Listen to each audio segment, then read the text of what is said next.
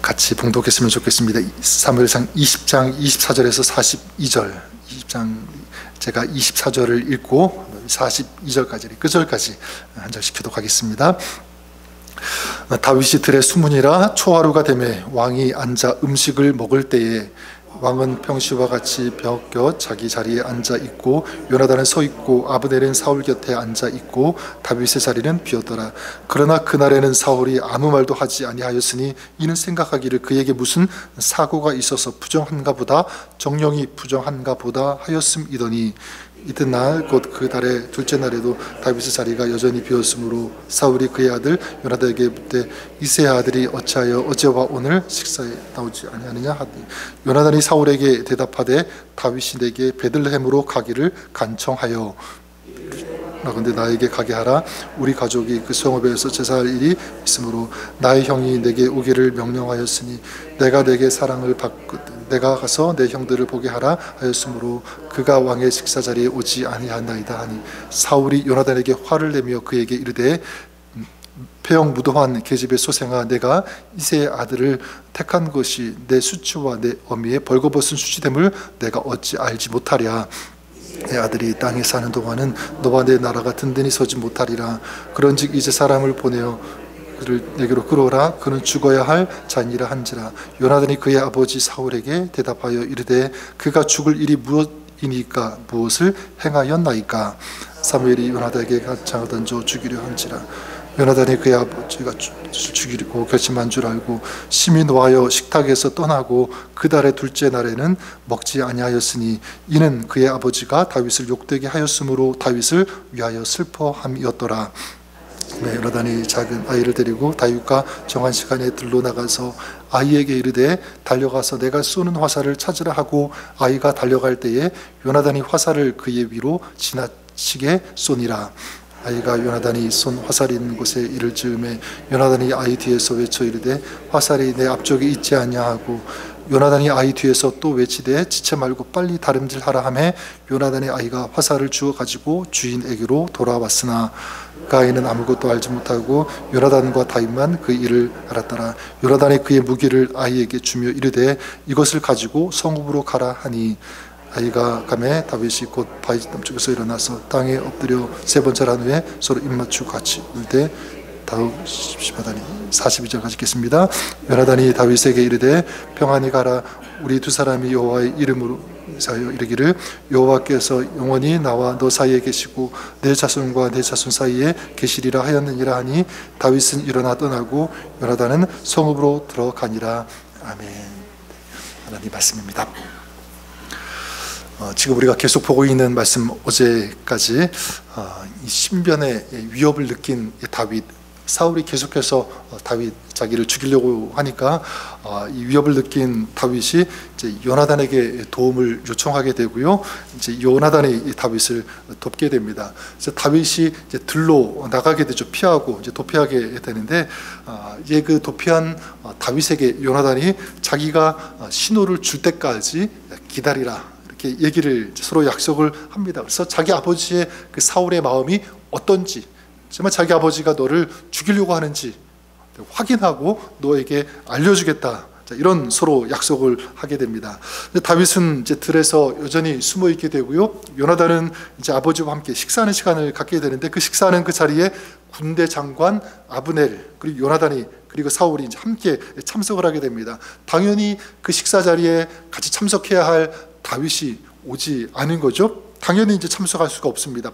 처음에는 이 사울이 다윗에게 좀 뭔가 부정한 좋지 않은 일이 있어서 참석하지 못하는가 이렇게 생각했는데 둘째 날이 되어도 다윗이 나타나지 않으니까 좀 화가 나기 시작했습니다. 그래서 이제 요나단에게 묻게 되죠.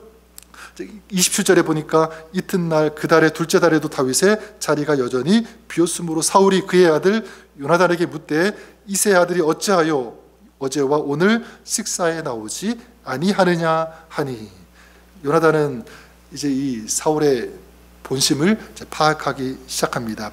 그냥 기분이 나쁜 것인지 아니면 정말 이 다윗을 죽이려고 하는지 이제 사울이 물을 때 요나단이 이제 미리 준비했던 그 말을 하게 되죠. 28절 29절에 보면 요나단이 사울에게 대답하여 다윗이 내게 베들레헴으로 가기를 간청하여 이르되 원하건대 나에게 가게 하라. 우리 가족이 그 성읍에서 제사할 일이 있으므로 나의 형이 내게 오기를 명령하였으니 내가 내게 사랑을 받거든 내가 가서 그의 형들을 보게 하라 하였으므로 그가 왕의 식사 자리에 오지 아니하였나이다. 다윗의 집에 제사할 일이 있어서 그 형이 급히 다윗에게 요청을 해서 다윗이 그 집에 갔다 내려갔다.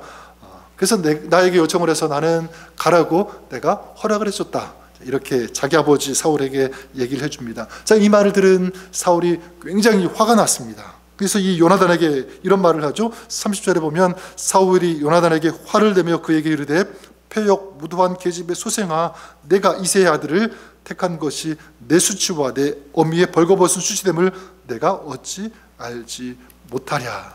자기 아들 요나단을요 아주 극렬하게 욕을 합니다. 네가 어찌해서 다윗 편에서 그렇게 다윗을 돕느냐. 아마 이 다윗이 조금 느꼈던 것 같아요. 자기 아들이 돕는다는 것을. 그리고 31절에 이새의 아들이 땅에 사는 동안은 너와 내 나라가 든든히 서지 못하리라. 그런즉 이제 사람을 보내어 그를 다윗이죠 내게 끌어오라. 그는 죽어야 할 자인이라 한지라. 이제 사울이 자기의 본심을 자기 아들 요나단에게 확실하게 얘기합니다. 다윗은 죽어야 된다. 당장 끌어와라. 자, 이것이 지금 오늘 이 말씀의 내용인데, 먼저 이런 사울의 태도, 이런 사울의 이런 마음, 이 결정, 이런 것들을 한번 우리가 생각해 볼 수가 있는데, 왜 사울은 다윗을 그토록 죽이려고 하는가? 왜 원수로 생각하는가? 또 나라를 위험에 빠뜨릴 그런 인물로 지금 보고 있는가라는 것입니다. 물론 우리가 앞서 보았던 것처럼 여인들이 다윗이 죽인 자는 만만인데 사울이 죽인 자는 천천히다라고 하는 이런 비교의식, 이런 것 때문에 다윗을 의식해서 시기심으로 질투해서 죽인다라고 생각할 수 있습니다. 물론 맞아요. 그것도 틀린 것도 아닙니다. 자, 그런데 더 깊이 들어가 보면 지금 사울이 이런 태도를 가지고 이렇게 행동하는 이 모습 어디에서 나왔냐면, 저는 생각합니다. 이거는요, 사울이 한 가지 중요한 것을 잊었기 때문입니다. 그것이 무엇이냐면 누가 자기를 왕으로 세웠는지, 이걸 지금 잊고 있는 거예요. 사울이 능력이 있어서 왕이 된 것 아닙니다. 지금 자기가 왕의 자리에서 이스라엘을 통치하고 있는 그 이유, 그 은혜는 누가 주신 것이냐면 하나님께서 주셨죠. 하나님께서 그를 세워 주셨기 때문입니다. 그러니까 자기를 하나님께 세워주셨는데 자기를 세워주신 하나님의 인도하심, 그 은혜를 지금 완전히 망각해 버리고 있다는 것입니다. 이게 사실 문제죠. 31절에도 보면 이새의 아들이 땅에 사는 동안은 너와 내 나라가 든든히 서지 못하리라. 지금 자기가 다스리고 있는 이 나라 이스라엘이 누구의 나라라고 지금 생각하고 있는 것입니까? 자기의 나라라고 생각하고 있는 거예요. 그래서 요나단이 왕이 되고, 그러니까 자기가 물려주는 거죠. 왕이 세워지는 것은 하나님의 주권, 그러니까 하나님의 그 인도하심 가운데 있는데 지금 다 망각하고 있는 거죠. 자기가 임의로 정하면 그 사람이 왕이 된다. 그러니까 요나단, 네가 내 아들이니까 당연히 네가 왕이 될 텐데 저 다윗이 걸림돌이 된다. 죽여야 된다. 자, 이런 식으로 해석하고 생각하고 있다는 사실이죠. 자, 그렇다면 한번 오늘 우리가 이 사울을 보면서 우리 자신을 생각해 보았으면 좋겠습니다. 여러분, 이 사울의 이 이야기, 이 사울의 이 모습은요, 2800년 전, 아주 오래전 어떤 한 사람의 이야기가 아니에요. 사실 이 사울은요, 오늘 이 시대에도 우리 가운데서도 얼마든지 있을 수 있다는 것. 문득문득 저 자신도, 저도 이런 사울의 모습이 나올 수 있다는 것을 우리가 생각하지 않으면 안 되는 것입니다. 그 사울, 어떤 사람입니까? 어떤 사람이 오늘 이 시대에 또 한 사람의 사울이 될 수 있는 것입니까? 바로 이것이죠. 내 인생의 주인이 누구이신지를 잊어버리고 망각하고 살아가고 있다면 그 사람도 오늘날의 사울이 될 수 있다는 거죠. 내가 사는 것이 누구 때문인지, 누구의 은혜로, 누구의 도우심 때문에 내가 살 수 있는 것인지, 이걸 완전히 망각하고 잊어버리고 산다면 그 사람은 이 시대에 사울이 될 수 있다는 것입니다. 그러니까 자기 생각, 자기 감정이 우선인 거죠. 자기 마음대로 판단하고 결정하는 이런 모습들, 저는 부탁드리는데 또 여러분들을 주 이름으로 축복합니다. 여러분, 내가 여기까지 올 수 있었던 것, 지금 이제 아까 우리 기도했지만 2024년 한 달도 남지 않은데 지난 11개월 동안 살아올 수 있던 모든 것은요, 내 힘, 내 능력, 내가 잘나서가 아니라 하나님의 은혜 때문입니다. 하나님께서 인도해 주셨기, 또 하나님께서 함께 해 주셨기 때문에 우리가 우리 가정이, 우리 교회 공동체가 여기까지 올 수 있었습니다. 이렇게 고백하는, 이 마음을 가지고 감사로 찬양하고 경배하는 그런 여러분 우리가 될 수 있기를 주님의 이름으로 간절히 축원합니다. 이제 요나단은 자기 아버지 사울 왕이 다윗을 죽이려 한다는 본심을 알게 되었죠. 따라서 요나단은 들에 나가 있는 다윗에게 이것을 알려야 했습니다. 그리고 다윗이 안전하게 피신할 수 있도록 도와주는 일이 남았죠. 그래서 오늘 그 35절과 36절에 보면 이렇게 진행합니다. 아침에 요나단이 작은 아이를 데리고 다윗과 정한 시기에 들로 나가서 아이에게 이르되 달려가서 내가 쏘는 화살을 찾으라 하고 아이가 달려갈 때에 요나단이 화살을 그의 위로 지나치게 쏘니라. 자, 요나단은 어떻게 합니까?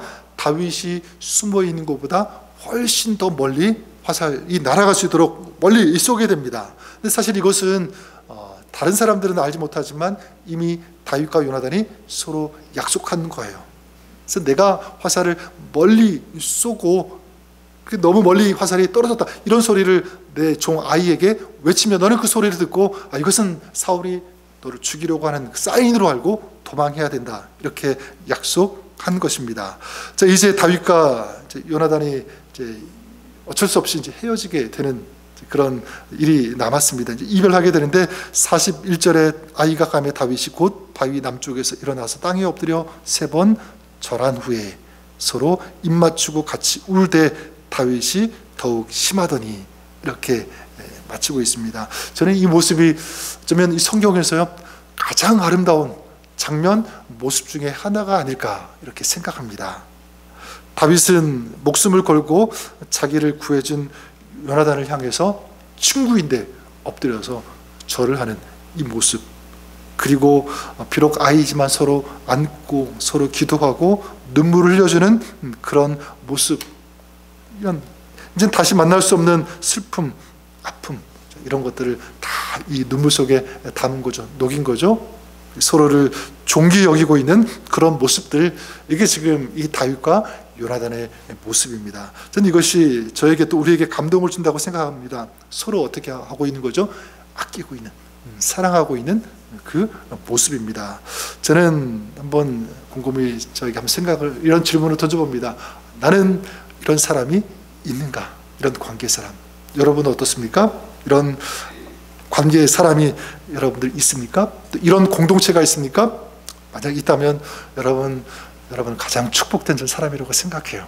그렇죠? 다른 것은 좀 부족해도 나를 위해 생각해주고 나를 아껴주고 기도해주고 중보해주고 사랑해주고 안아줄 수 있는, 품어줄 수 있는 그런 사람이 있다는 것, 그런 의미에서 또 우리 교회 공동체가 있다는 것은요 엄청난 축복이라고 생각합니다. 한 공동체를 이루어서 서로 기도해주고, 누가 아프다 그러면 막 가슴이 아프잖아요. 힘들고 기도해주게 되고요, 중보해주게 되고, 막 온 마음을 다 써주는 그런 관계, 그런 공동체가 있다는 것이 얼마나 큰 축복입니까? 우리가 한번 다른 것 생각하지 않아도 이런 가족, 영적인 가족, 영적인 친구, 우리 공동체가 있다는 그 사실 하나만으로도 정말 이 감사가 풍성해질 수 있기를 바랍니다. 또한 거기서 끝나는 것이 아니라 여러분들이 그런 관계의 사람이 되었으면 좋겠습니다. 그런 친구가 되어주었으면 좋겠습니다. 나에게는 왜 그런 친구가 없는가? 이렇게만 질문하는 것이 아니라 내가 누구에게 그런 친구가 되어줄 수 있는가? 계속 질문하는 거죠. 주님의 마음과 그 사랑을 가지고 내 주변을 나만 바라보지 말고 돌아보는 거예요. 그렇죠? 좀 넓게. 내가 기도해 줄 사람, 내가 뭔가 좀 도와줘야 될 사람이 누가 있는가 계속 관심을 가지면서 그렇게 우리 하나님의 사랑, 하나님의 그 은혜를 나눌 수 있는 그런 여러분 우리가 될 수 있기를 바랍니다. 특별히 좀 이런 관계가 되었으면 좋겠습니다. 이 다윗과 요나단을 보면서 서로 이 아픔과 또한 부끄러움까지 껴안아줄 수 있는, 품어줄 수 있는 그런 관계가 되었으면 좋겠습니다. 우리 가정이 기본적으로 그렇게 돼야 되고요. 우리 교회 공동체가 그런 공동체가 되었으면 좋겠다. 또한 서로에게 중보자가 되어주는 것이죠. 요나단이 다윗에게 잘 가라, 평안히 가라, 계속 축복해주고 중보해주는 것 아니겠습니까? 마찬가지 우리가 서로 축복해주고 기도해주고 중보해주는 그런 관계, 또 한 가지는 서로를 세워주는 그런 관계가 되었으면 좋겠습니다. 그래서 요나단이 다윗을 지금 계속해서 세워주고 있죠. 다윗도 마찬가지였을 것 같아요. 서로를 누르고 적대시하면서 비하하면서 뒷담하면서 나쁘게 보는 것, 이런 거는요 절대 있어서는 안 됩니다. 가정에서도 마찬가지, 교회에서도 그런 어떤 그 요소, 그런 상황, 그 이유가 있다고 할지라도 지금 다윗과 요나단 보십시오. 인간적 어떤 사회적인 어떤 정치적으로 보면 원수 관계가 되어지 맞는 거예요. 그렇죠? 요나단은 사울의 아들이고, 그리고 다윗은 곧 이제 왕이 될 그런 사람이니까 서로 적대시하고 정치적인 어떤 그런 관계라면 아주 철저하게 버려야 되는, 그리고 죽여야 되는 그런 관계인데 어떻게 합니까? 정말 아름다운 그런 모습을 보여주고 있는 것 아니겠습니까? 저는 우리 믿는 사람의 관계가 그래야 된다고 생각합니다. 좋은 사람만 좋게 대하는 것이 아니라 성경 말씀처럼 내 원수도 사랑하라. 주님의 이 말씀처럼 우리 주변에 있는 사람들, 그게 누구든지 어떤 사람이든지 주님의 마음, 주님의 심장을 가지고 기도해주고 사랑해주고 하나님의 그 은혜를 같이 나눌 수 있는 그런 정말 멋진 아름다운 하나님의 사람, 우리가 그렇게 살아야 되는 줄 믿습니다. 저는 다시 말씀을 정리하면서 이 다윗과 요나단의 우정의 관계가 다시 한번 부탁드리고 싶은 것은 우리 안에, 우리 가정 안에, 우리 공동체 안에 아름답게 세워졌으면 좋겠습니다.